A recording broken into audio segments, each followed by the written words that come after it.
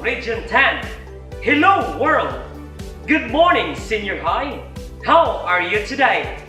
Well, sit back and relax. Take the pride as we begin this session in Practical Research 1. This is Teacher Ross. Today, let us find out the benefits and beneficiaries of research. Isn't it exciting? From the past lesson, you have already identified the significant topic that you want to accomplish in your research. And for that, I say kudos.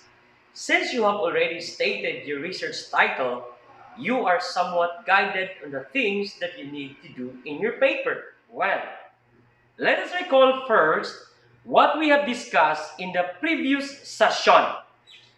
We learned that the scope of study in your research paper contains the explanation of what information or subject is being analyzed.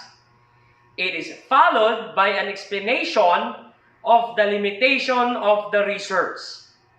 Research is usually limited in scope by sample size, time, and geographic area, while the delimitation of study is the description of the scope of study.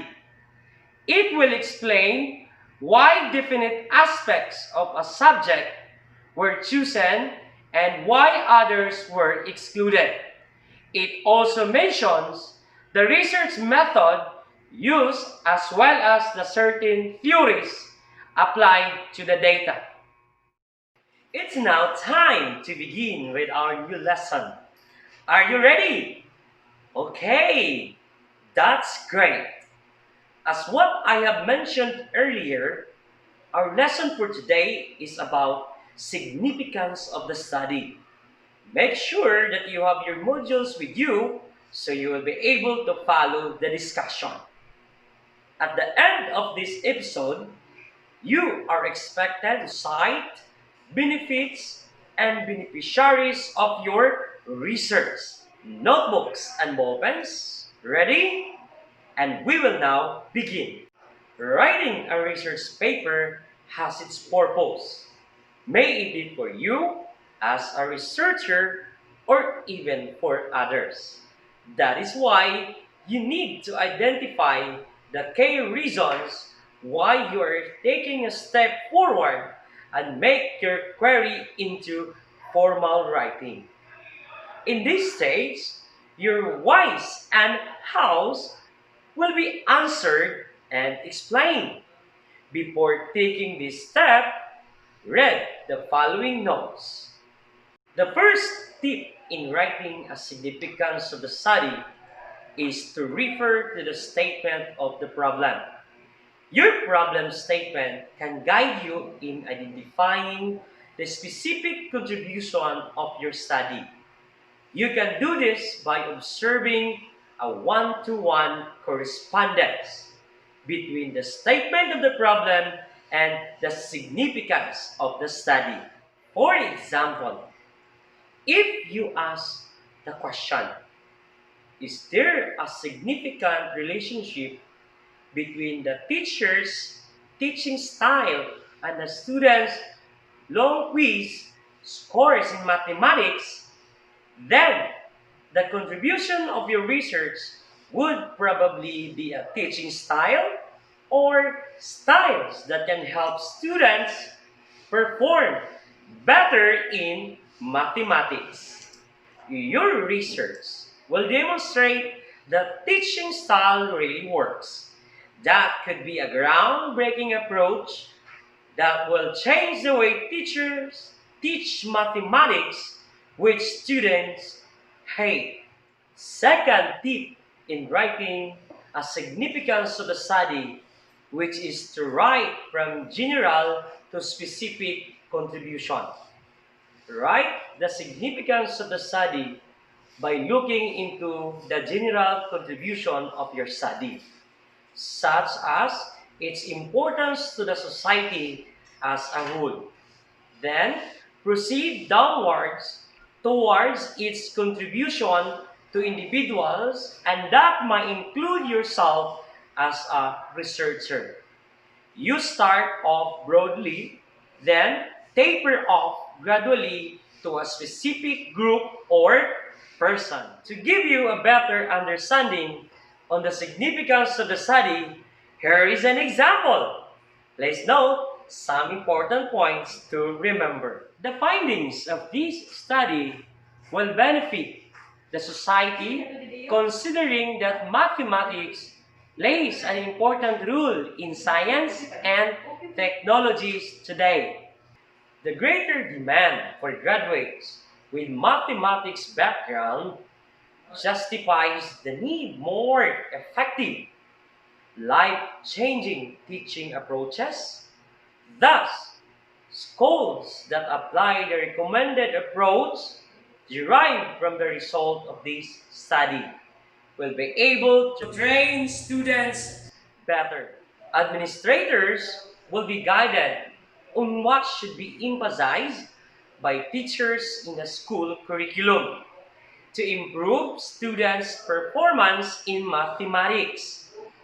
For the researcher or researchers, if it is a group study, the study will help them uncover critical areas in the educational process that many researchers were not able to explore. Thus, a new theory on learning mathematics may be arrived at. Wow! Now you know how to write the significance of the study in your research. Do you find this helpful? It is important because it will help you on doing the next step of your research. We are done with the discussion. It's time to assess how much you have learned. Get ready with your notes and pen. Let us have the assessment. Write your answer on a piece of paper. Do not forget to write your complete name and the date today. Write also the lesson number and assessment number. Our lesson number is 13 and assessment number is 13. Are you ready? Let's start. Question number 1. What is the importance of writing the significance of the study? Number 2. In writing the significance of the study, what should be the tips to be followed?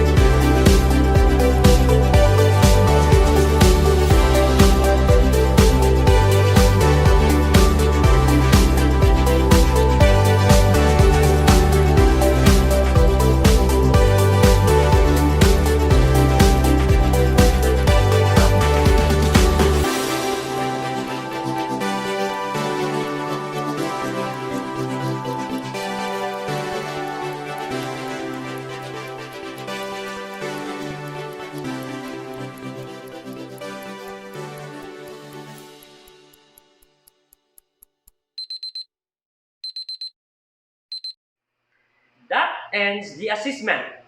Easy, right? Maybe just make sure that you can discuss those things very well. Don't worry, you can still work on it later because you will submit your answer on Friday. Ask your parent or guardians to drop off your quiz notebook in our designated drop-off points for the practical research 1 subject. Now, let's have a recap. The significance of the study in writing a research paper must have purpose. May it be for you as a researcher or even for others. That is why you need to identify the key reasons why are you taking a step forward and make your query into a formal writing. Given also were tips in writing significance of the study, which is to, and we are done with another lesson in practical research 1. For you to be able to understand more our lesson on significance of the study, please read the topic on your modules. You can also answer all of the activities for that lesson so that you can learn more about significance of the study. Thanks for tuning in, everyone. See you in the next episode. Be excited because every day brings new beginnings. Remember, let's be more, miss more.